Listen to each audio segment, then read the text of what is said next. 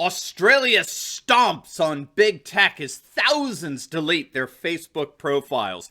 In this video, we're going to take a look at the clash that's arisen between big tech and the Australian government, how Facebook's retaliation has resulted in a massive campaign to delete the tech giant's app, and how more and more nations around the world are striking back against big tech oligarchs like never before. You're not going to want to miss this. Greetings, everyone. Dr. Steve here with you. Wonderful to be with you as always. We're here to give you each and every single day conservative hope in the midst of these turbulent and trying times, helping you to think better so you can feel better. So if you haven't already done so, you know what to do.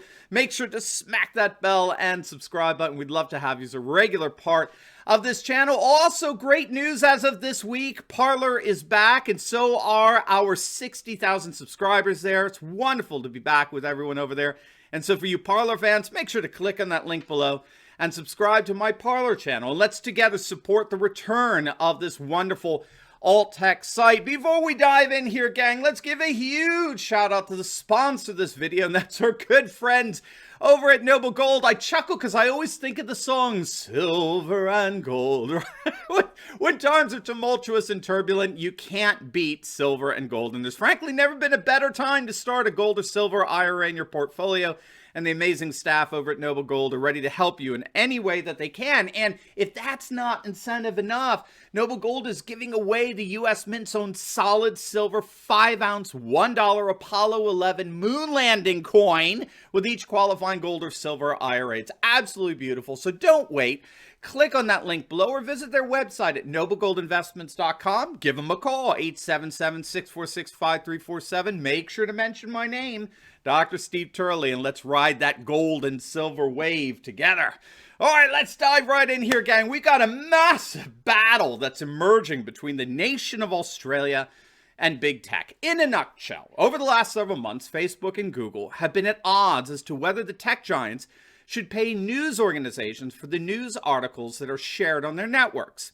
The Australian Competition and Consumer Commission wants Google and Facebook to negotiate with media publishers in terms of how much the publishers should be paid by big tech for using their content. The gist of the law involves pushing back against big tech's bias and censorship by requiring them to pay for Australian journalism. And this is because the Australian government exploiting big tech's aggregate and advertise business model. What Google and Facebook do is, of course, they put all this free content on their platforms, but then they turn around and they monetize that content by selling user information to advertisers.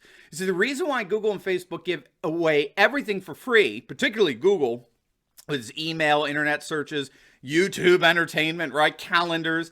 It's twofold. First, so that big tech databases can amass a significant portion of the world's population as its users. But then secondly, so they can take that information and that they have on the users in terms of how they track how we use the internet, our demographic information alike, and they sell that information to advertisers. And what that means is that you and I, as users of Google services and Facebook services, we are not big tech's customers, gang. Instead, we are big tech's products. I mean, you got to get that because Australia does. We are the ones who are for sale, our data profiles, that is. And this is how all the big tech corporations operate. Google, Facebook, Twitter. And this is why they can deplatform their users anytime they want. It's because their users are their products, not their customers.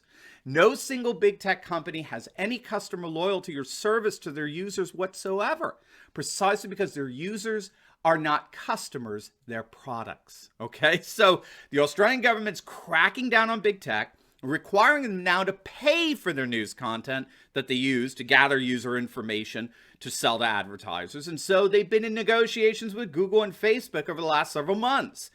And Google looks like they're ready to comply, all right? They're basically unveiling a 3-year global agreement with Rupert Murdoch's News Corp to pay for their news content. And that's just the first of a number of agreements between Google and news publishers to come. Well, Facebook, let's just say they're refusing to cooperate. Facebook, in fact, is starting to get downright nasty. They decided to retaliate against Australian lawmakers.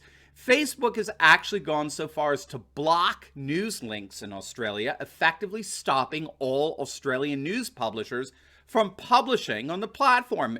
And to really make it hurt, it turns out that international users outside of Australia can't share Australian news.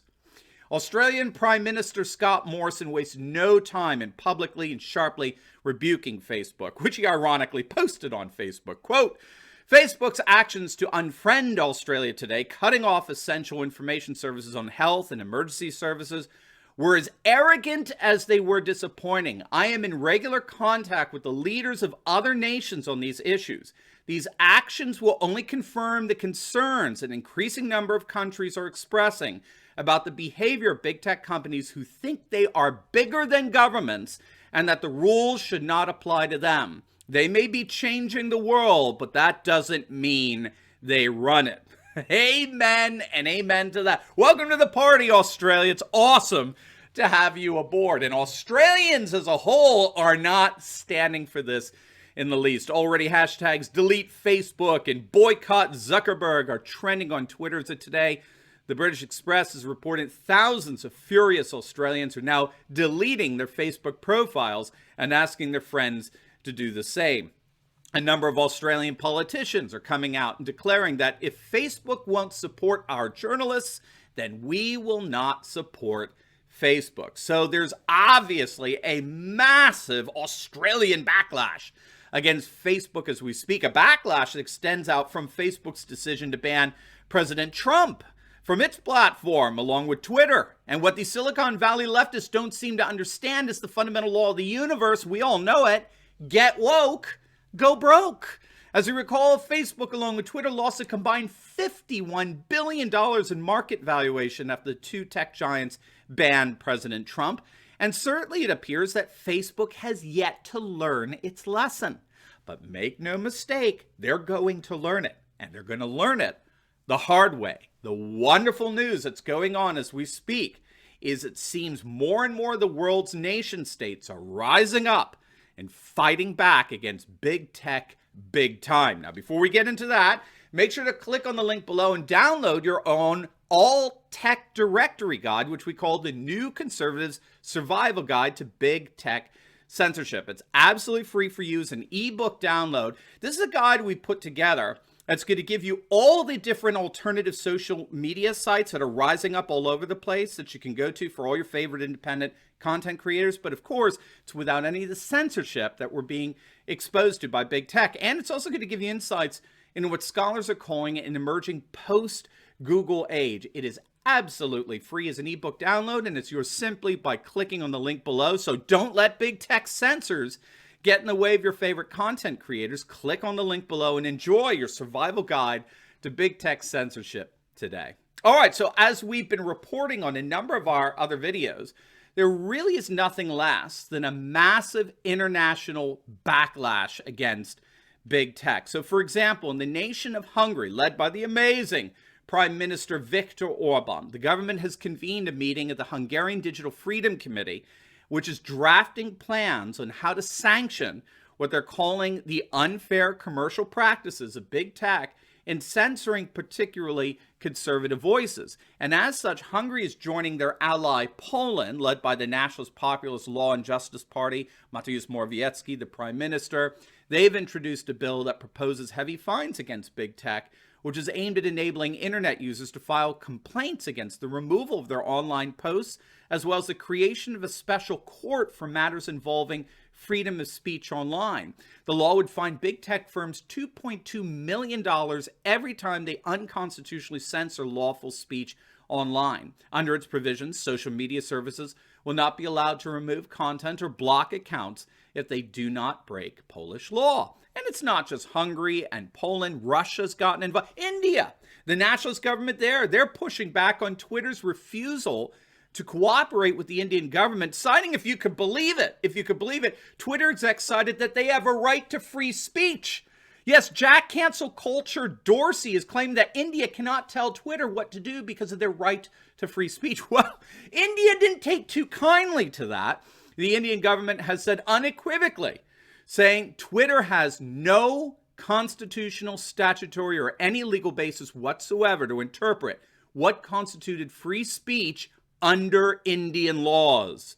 India, the sovereign nation of India, will decide what is and what is not free speech, not Twitter. So this is really wonderful to see. What we're seeing all across the globe, now particularly in Australia, is a worldwide backlash against the big tech bullies. And like the worldwide populist revolt, it looks like this international backlash is just getting started.